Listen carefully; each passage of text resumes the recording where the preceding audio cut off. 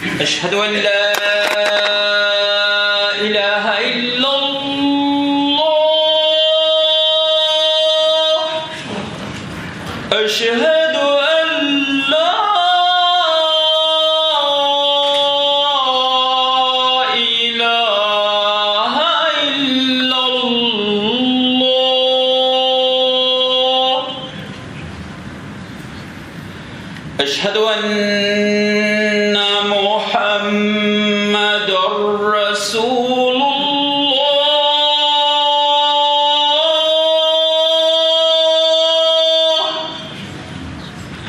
أشهد أن محمد رسول الله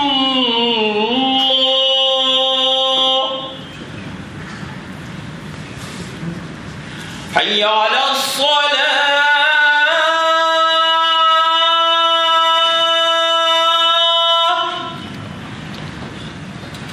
حي على الصلاة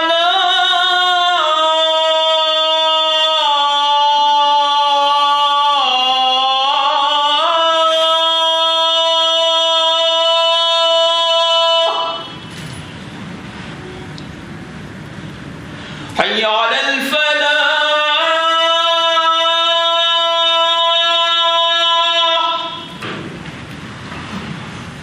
حي على الفلاح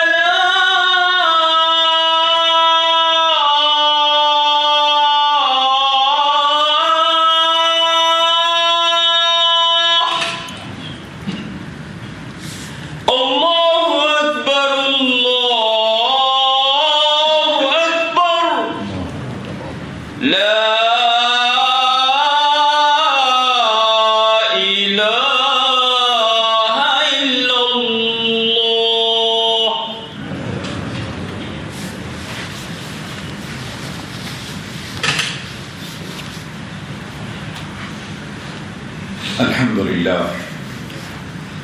الحمد لله نحمده ونستعينه ونستغفره ونؤمن به ونتوكل عليه ونعوذ بالله من شرور أنفسنا ومن سيئات أعمالنا من يهده الله فلا مضل له ومن يضلله فلا هادي له ونشهد أن لا إله إلا الله ونشهد أن محمدا عبده ورسوله أرسله الله الحق بشيرا ونذيرا بين يدي الساعة فإن خير الحديث كتاب الله وخير السنن سنن محمد صلى الله عليه وسلم وشر الأمور محدثاتها وكل محدثة بدعة وكل بدعة ضلالة وكل ضلالة في النار أما بعد فقال الله سبحانه وتعالى في كتاب الله العظيم أعوذ بالله من الشيطان الرجيم بسم الله الرحمن الرحيم لو أنزلنا هذا القرآن على جبل لرأيته خاشعا متصدعا من خشية الله وتلك الأمثال نضربها للناس لعلهم يتفكرون. My dear brothers and sisters in Islam, after a month, approximately, month of Ramadan is approaching and it's fast approaching. It is our responsibility to make preparations to greet this month of Ramadan. And this is an opportunity to change ourselves, to get ourselves trained in so many aspects, particularly spiritual aspects of our life. One of the preparations required is we have to prepare ourselves to rejuvenate and to strengthen our relationship with Quran al-Kareem. Today, I would like to speak to you regarding our rights and responsibilities towards Quran. As the month of Ramadan is fast approaching, we have to retrospect ourselves and we have to make sure that we will fulfill the rights we have towards Quran and we have to strengthen our relationship with Quran. There are 5 rights or 5 responsibilities we can quote towards Quran. Number 1 is believing and respecting Quran. And number 2 is reading Quran. And number 3 is understanding Quran. And number 4 is practicing Quran. And number 5 is conveying the message of Quran. These are the simple 5 things to understand. Anyone can understand these simple 5 things. Reading, first is believing and respecting. Reading, then understanding, then practicing, then conveying. These are the 5 simple responsibilities. And what are the requisites of these 5 responsibilities? The first one is believing and respecting. Allah Tabaraka wa Ta'ala says in Surah Al-Baqarah, آمَنَ الرَّسُولُ بِمَا أُنزِلَ إِلَيْهِ مِنْ رَبِّهِ وَالْمُؤْمِنُونَ. Prophet Muhammad sallallahu alayhi wa sallam has believed what has been revealed to him from his Lord, and so as the believers. So Allah Tabaraka wa Ta'ala gives a description of prophets and believers that they are believing in Quran.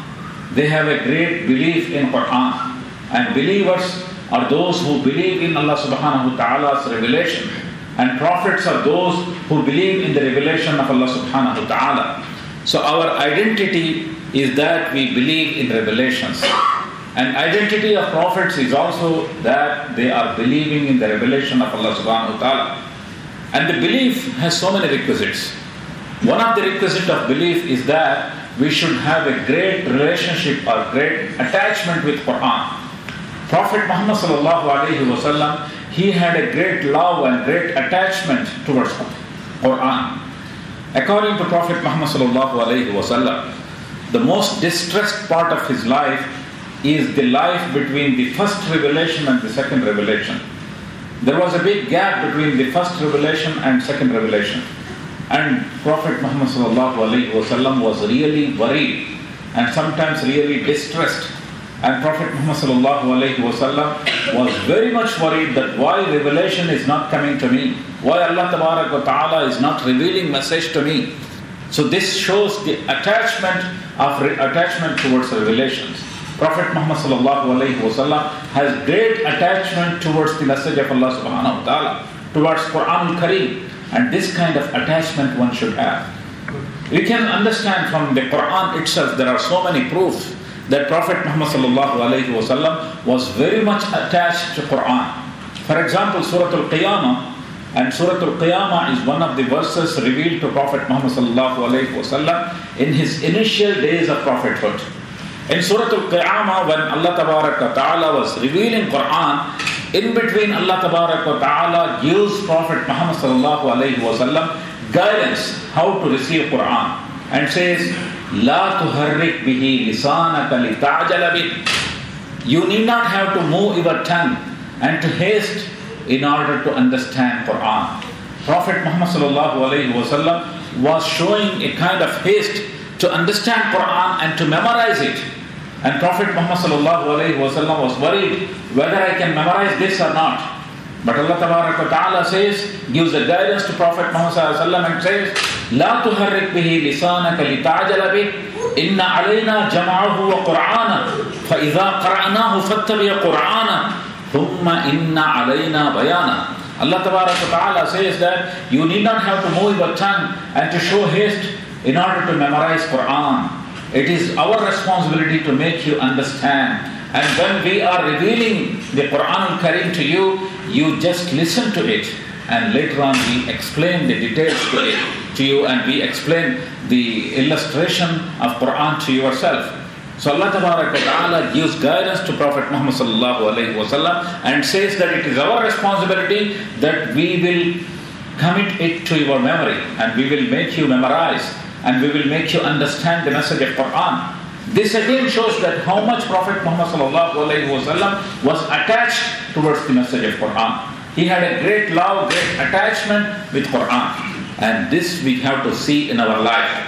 Whenever we have attachment with something, you can see it in their life. For example, if you have a great attachment to your children, sit with the people who love their children very much, they definitely talk about their children. Or sit with the people who have great attachment towards any of the beliefs or ideology, they definitely talk about that subject. So whichever you are very much attached, you talk about it, you are concerned about it, and it becomes a part and parcel of your life. And this should be the requisite of belief and respect, that we should have a great attachment towards it. And we should have a great contact with and great connection with Quran Kareem. This is the first requisite. And the second one is reading Quran. About reading Quran, Quran Kareem says, الَّذِينَ آتَيْنَاهُمُ الْكِتَابَ يَتْلُونَهُ حَقَّ تِلَاوَتِهِ. For those we have given Quran, a revelation of Allah subhanahu wa ta'ala, they will read it as per the requisite of reading. This is, so Allah tabarak wa ta'ala here mentions that it is the responsibility of the believers to read it. And Allah tabarak wa ta'ala says, يَتْلُونَهُ حَقَّ تِلَاوَتِهِ, as per the requisites of reading. Reading is not just plain reading, it has so many requisites. For example, reading, there are two words in Arabic for reading. One is qira'ah, one is tilawa. Qira'ah means any plain reading, any book you read which is called qira'ah. Any book on the earth, if you want to read it, that is called reading of the book, qira'ah. But reading Quran al-Karim, there is a particular word is mentioned, which is tilawa, or in English you can say recitation of Quran. What is the difference between recitation and what is the difference between qira'ah and tilawa? There is a big difference. Qira'ah is just reading, whereas tilawa means you are not only reading. When you are reading, your eye is participating, your lips are participating, your mind is participating by grasping the message, your heart is participating by understanding the emotions of it, and your whole entire body is participating by feeling the effect of it, and that is called tilawa. Tilawa means it is the reading with the entire participation of your entire body, your emotions, your feelings, and your eye and your mind, and that is called tilawa. So it is necessary that when we read Quran, we have to read it with the fullest participation in it, and we have to try to understand it, try to feel the message, and try to grasp it, and this should be the way we have to read it. And another requisite of reading is we have to read it with tajweed. Tajweed means law of phonetics. Every language there is phonetics. English language also, if you go and study English literature, there is a subject called phonetics. And phonetics is necessary for every language. And particularly for reading Quran, tajweed is very much necessary. And we are living in an Arab country here. There are a lot of opportunities to learn tajweed. How to read Quran beautifully, and how to read Quran correctly, and how to pronounce it, and where is the makhraj, how to pronounce different words in Quran. And this, if you want to learn it, there are a lot of opportunities here. Through the media, through internet, there are a lot of courses, and there are a lot of courses provided by different organizations. There are a lot of opportunities in Arab countries you will find to learn tajweed, and it is our responsibility that we have to take care of the responsibility of tajweed as well. With different languages, we take care of the pronunciation. For example, a lot of people send their children to bilingual schools, and even in bilingual schools, when they appoint English teachers, they go for native speakers. Why? Because the pronunciation should be correct. Any other non-native speakers may not be speaking in English in a better pronunciation, because for every understanding of makhraj, there is an age called imprint age. When in a small age, in the childhood is called imprint age. Whatever you grasp in childhood and the pronunciation you develop in the childhood is a perfect pronunciation. And after that, it is difficult to change that pronunciation. That's why native speakers are appointed in English schools or bilingual schools anyway, so that the children learn proper pronunciation.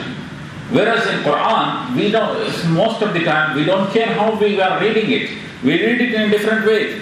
But Quran has also a particular way of reading, law of phonetics. Try to develop it, try to learn it. You may not be very perfect in tajweed. For example, Arabic language, pronouncing wad is not very easy for non-Arabs. And pronouncing so many things is not very easy for non-Arabs. It may be difficult for you, but still it is possible that you can develop tajweed, and you can see beautiful qari, beautiful reciters from all over the world, non-Arab countries. They There are beautiful reciters. When you develop it, it is definitely possible. So it is necessary that we have to learn Quran with tajweed. Another responsibility of reading is read Quran beautifully. Quran, it is a miracle of Quran that it can be read in a beautiful way, in a soothing way, in a very attractive way. And that was one of the mu'jiza, miracle of Quran Kareem. People get attracted to Quran by just hearing the recitation of it. Even during the initial days of Prophet Muhammad sallallahu alaihi wasallam's prophethood, one of the allegations was that he had a magical kind of words. Whenever he says something, people are attracted to it. And if you see, a lot of people came to the fold of Islam just by listening to Quran. From Medina Munawwara, the first person who embraced Islam is Suhaib bin Samad radiyallahu ta'ala. Prophet Muhammad sallallahu alayhi wasallam during the days of Hajj, before he purified Hajj from, there were a lot of practices of idolatry during the time of Prophet Muhammad sallallahu alayhi wasallam, and the practice of Hajj was going on. Later on, Prophet Muhammad sallallahu alayhi wasallam purified it, and all the practices of idolatry was abolished from Hajj. But during the Hajj season, people used to come from different part of the world, and they used to stay in different tents. And Prophet Muhammad sallallahu alayhi wasallam, that was a great opportunity for him to convey his message. He was finding every opportunity where he can convey his message.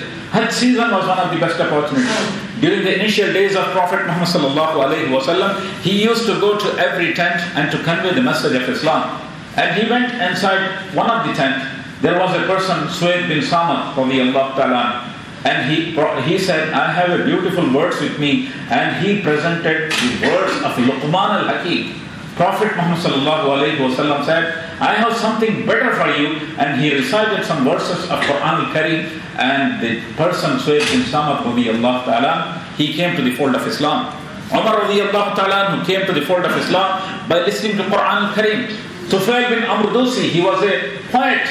When he was entering Makkah, people stopped him. They said, here there is a prophet, and his words are so attractive that people are being carried away by his words. Be careful. So he put cotton to his ears. He don't want to listen anything. But he entered the Kaaba, and he heard Prophet Muhammad sallallahu alayhi wasallam reciting Quran al-Kareem. And in spite of putting cotton in his ear, he could hear a little bit. Then he removed and threw it away. He threw away the cotton. Then he could hear perfectly the Quran Kareem, and he came to the fold of Islam. This shows that how Quran Kareem is attractive.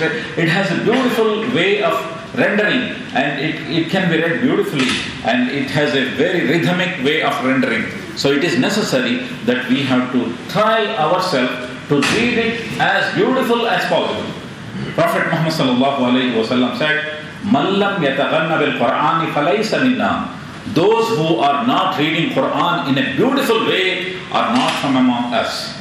And also Prophet Muhammad sallallahu alayhi wasallam said, "Zayyinu al-Qur'ana bi aswatikum." Make your Quran beautiful through your voice, and read the Quran in a beautiful way. And that is another beauty of Quran, another requisite of Quran, that we should try to read Quran as beautiful as possible.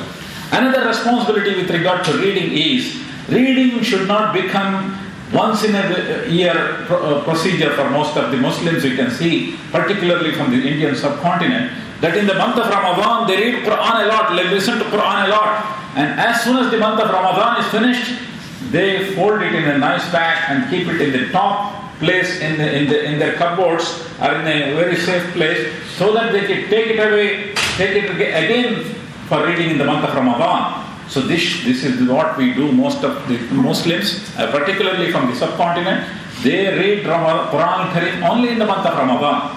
This should not be the case with regard to the reading. Reading should become everyday practice. Start your day with Quran. Whether it is 5 minutes or 10 minutes or 15 minutes or half an hour, it's okay. But let it be regular. Prophet Muhammad sallallahu alayhi wasallam has said a beautiful hadith, and this hadith is applicable to every aspect of our life.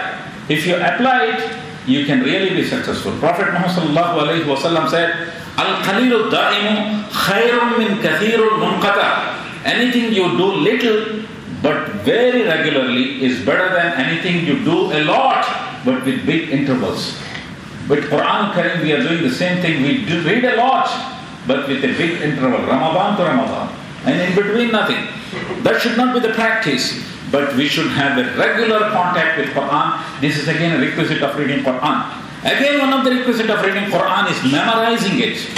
Quran is the only book which can be memorized. It is the only book which can be committed to memory.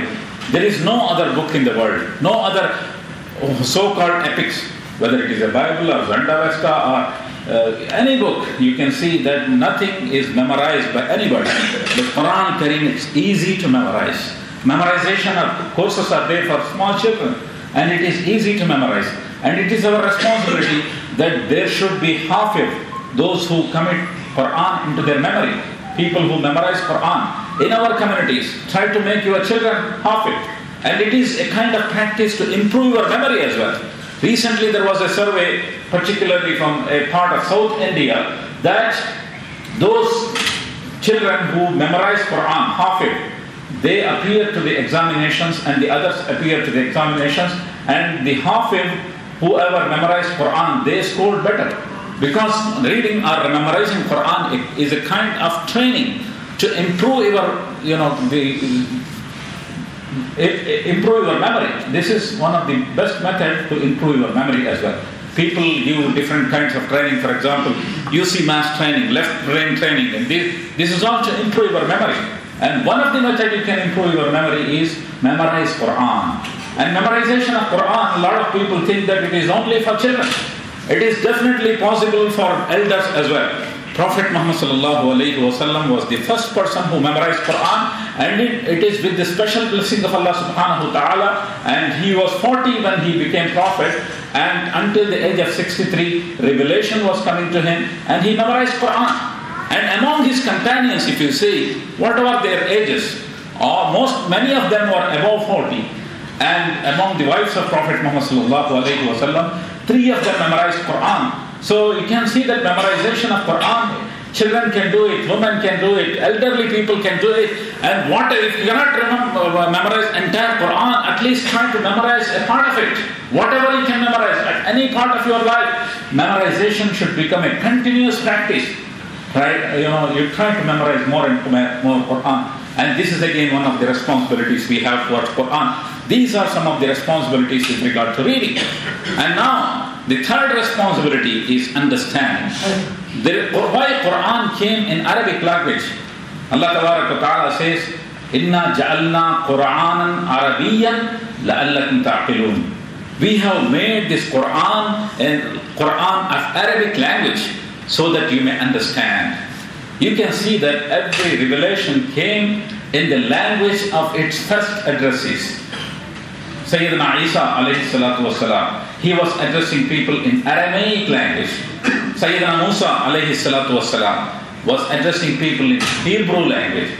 And many prophets addressed their communities in the languages of their own community. So why the revelations came in the language of the community to which it has been sent?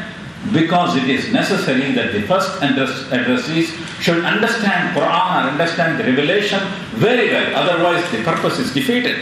That's why Allah Ta'ala says that we have revealed Quran, Inna ja'alna Qur'anan Arabiyyan. We have made this Quran of Arabic language so that people may understand. And again, Quran, Allah Ta'ala says in another place that وَكَذَلِكَ نُفَصِّلُ الْآيَاتِ لِقَوْمٍ يَتَفَكَّرُونَ. And we clarify the verses of Quran to the community so that they may understand. This is understanding is very much necessary. If you are not understanding, and you can see that many of the non-Arab and even in Arab countries, Quran has become a book of chanting, book of recitation. And a lot of people recite it beautifully, but they never understand anything of it. That's again a great oppression we are making towards Quran. We should try to understand it. And understanding has 2 levels. One is simple understanding. And simple understanding, it is possible for every individual. Quran says, وَلَقَدْ يَسَّرْنَا الْقُرْآنَ لِلذِّكْرِ فَهَلْ مِن مُدَّكِرٍ. We have made this Quran very simple so that you may understand. Is there anyone? فَهَلْ مِن مُدَّكِرٍ? Is there anyone who want to understand Quran? Because understanding of Quran is very, very simple. And some of the teachings are very, very simple. You need not have to go and make a research to understand it. For example, Quran says, do good to your parents. It's a simple teaching. And how you have to behave with your parents, there are also some explanations. فَلَا تَنْحَرْهُمَا فَلَا تَقُلْ لَهُمَا أُفٍّ وَاخْفِضْ لَهُمَا جُنَاحَ الظُّلِّ مِنَ الرَّحْمَةِ. Do not castigate them.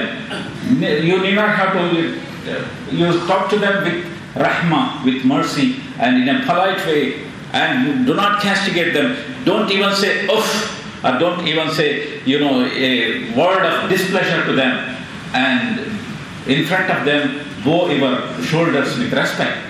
These are some of the explanations given how you have to behave with your parents. In order to understand this, do you need a scholar? Do you need a big alim to understand it, or a mufti, or anyone, scholar to go and explain the teachings of it? You need not have to go to anyone. You can read it and you can understand it. When you read the translations also you can understand. And by the grace of Allah subhanahu wa ta'ala, you can find the translation of Quran in every languages all over the world. Take benefit from it. And if you have a house, and if you have a family, or if you are single, in whatever the case in your home, it is necessary that you should have a book of translation or meaning of the Quran. You should have it in your own language. If you are not having, then again it is a deficiency you have in your life. We have to make sure that we try to understand Quran. And the higher level of understanding is going deep into it, reading the exegesis, reading the interpretations of Quran.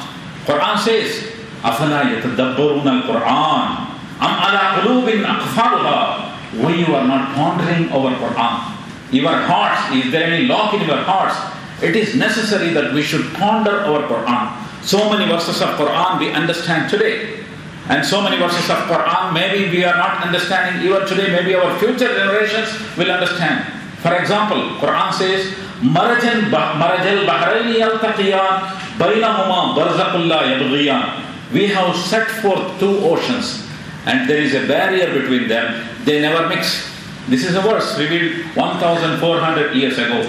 But understanding, the proper understanding can be, is there only today. Because today we know through the scientific inventions that there are barriers between the oceans, and density of the water between the oceans sometimes are different, and water is not mixing each other. Water is not mixing. So we can say that Quran, Allah Ta'ala says, Marajal Bahrayni Yaltaqiyan. We have set forth two oceans. Bainahuma barzakun. There is a barrier in between them. They are never mixing. So these verses we are understanding today. And there are so many verses maybe we are understanding future. There are verses about the development of embryo inside the mother's womb. When Keith Elmore, a German physician, he read these verses in Quran, he said this cannot be a human-made book, because 1,400 years old, this kind of very, very detailed explanation about different stages of development and embryo in mother's womb was not there, and this information was not there to anyone. If Prophet Muhammad said it through Quran, then definitely it could be the revelation from God, the Creator who has created human being, and he came to the fold of Islam. And in his book, Development of Embryo, it's a book for the medical students, it's the students of medicine. For them, he has mentioned in that book so many verses of Quran. So this shows that Allah Ta'ala has mentioned in the Quran, the details are so many details, and it means a deeper understanding, and that is called tadabbur. And that deeper understanding and reading various exegesis and interpretations also necessary. And the fourth responsibility is practicing.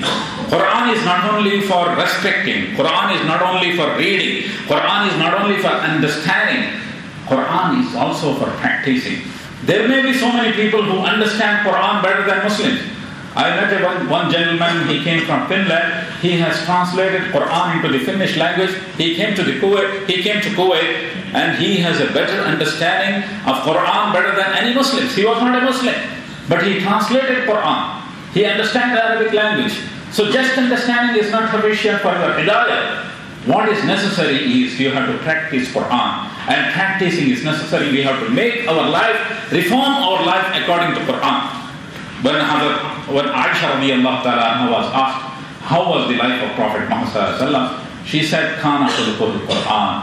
His life was replica of Quran. So it is necessary that there are so many verses, so many injunctions, so many guidance. This is not just beauty of the pages. It becomes beautiful, it becomes really applicable when it is applied in your practical life, in your social life, in your transactions and everything. Apply the teachings of Quran al-Kareem. So what is necessary? The fourth responsibility is practicing Quran. And the fifth responsibility is conveying Quran. Prophet Muhammad sallallahu alayhi wa sallam was told by Allah subhanahu wa ta'ala, Balligh ma unzila ilayka min rabbik. Convey what has been revealed to you. وَإِن لَمْ تَفْعَلْ فَمَا بَلَّغْتَ رِسَالَتَهُ. And if you are not conveying, you are not fulfilling the responsibility of prophethood. So another responsibility, the fifth responsibility is conveying.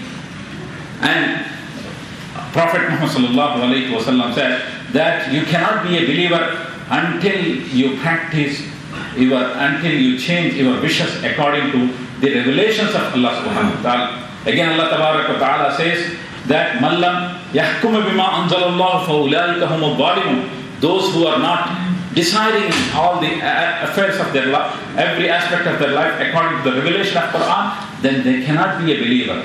So it is necessary that we have to convey this message as well, and that is one of the foremost responsibilities. So these are 5 responsibilities. We have to make sure that we fulfill these responsibilities. Believing and respecting, reading and understanding, and practicing and conveying. May Allah tabarak wa ta'ala give us tawfiq to understand these responsibilities and to practice it in our life. Barakallahu lana wa lakum. Barakallahu lana wa lakum. ونفعني وإياكم بآياته والذكر الحكيم إنه تعالى جواد كريم مليك بر رؤوف رحيم ورب حليم.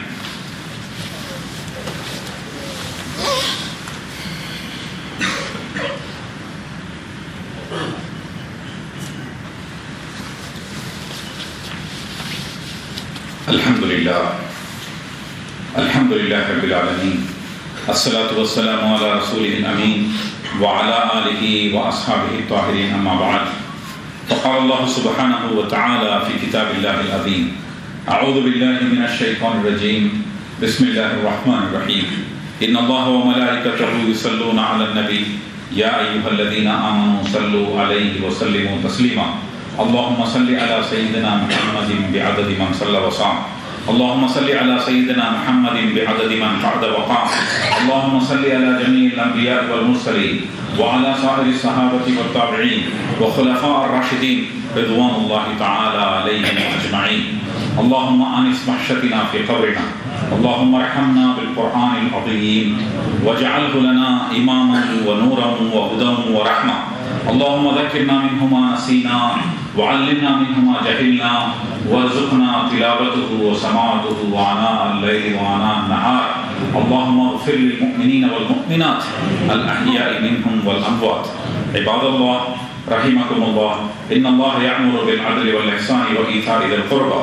وينهى عن الفحشاء والمنكر والبغي يعظكم لعلكم تذكرون اذكروا الله يذكركم وادعوه يستجب لكم ولذكر الله أكبر وأقم الصلاة.